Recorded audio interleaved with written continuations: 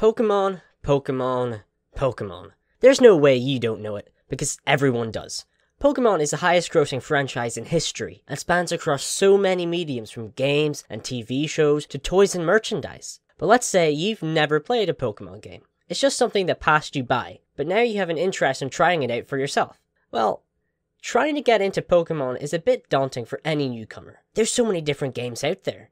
How would you know where to start? Well, you're in the right place, that's for sure. My name is Silas and I'm here to present to you my beginner's guide to Pokémon.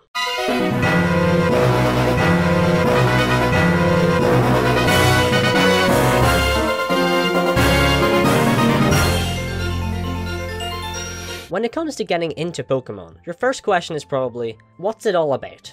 Unless you've been living under a rock or something, you've probably heard the slogan, gotta catch 'em all. And yeah, that is the game's core concept, but is only really the beginning of things. To put it briefly, in each game you construct a team of Pokémon that you then use to battle the 8 gym leaders of whatever region the game is based in. Yeah, you're making animals fight, but you sort of gotta come at this under the assumption that every Pokémon is Goku and craves battle. Once you defeat the gym leaders, you can then challenge the Elite Four and become the champion of the region. This format is present in every mainline Pokémon game. However, throughout each game you'll encounter an antagonist with their own evil goals that you have to defeat. And it's this part of the storyline that distinguishes each Pokémon game from one another.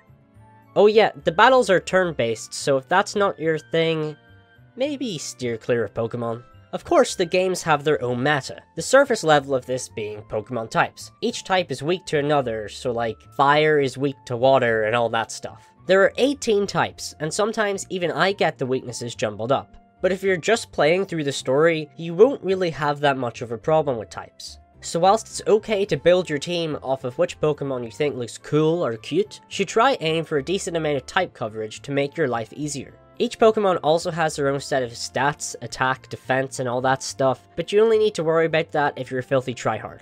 Now, you're probably wondering what game you should start with, and if you ask most Pokémon fans, they'll always say Gen 5, but I disagree. Don't get me wrong, Black and White are top tier games, but they're top tier for the seasoned Pokémon fan, not a newcomer. I find that a great place to start is Pokémon X and Y. Those games are probably the best example of what to expect from the series. First of all, the Kalos region is probably the prettiest region in the franchise, so you'll definitely enjoy all the set pieces. And secondly, the game is far from difficult. Even for a first timer, I'd be surprised if you encounter any major difficulty in this game. A bonus of this is that X and Y doesn't really take up too much of your time either, whilst providing a pretty decent and typical Pokémon plot. On top of all this, the online service is still functional and has a large player base, so you can wonder trade all the Zigzagoons you want. So, if after your first taste of Pokémon, you decide you like it, then great. I recommend you work through all the DS and Game Boy Advance games, since those are all great. There are the games on the original Game Boy, but those suck. So just play their remakes instead. And well, congratulations! After my brief guide, you've entered the world of Pokémon. Enjoy meeting all the social media man-babies. Yeah, that'll be fun. And if you played X and Y and didn't like it, well that's just a shit one, isn't it?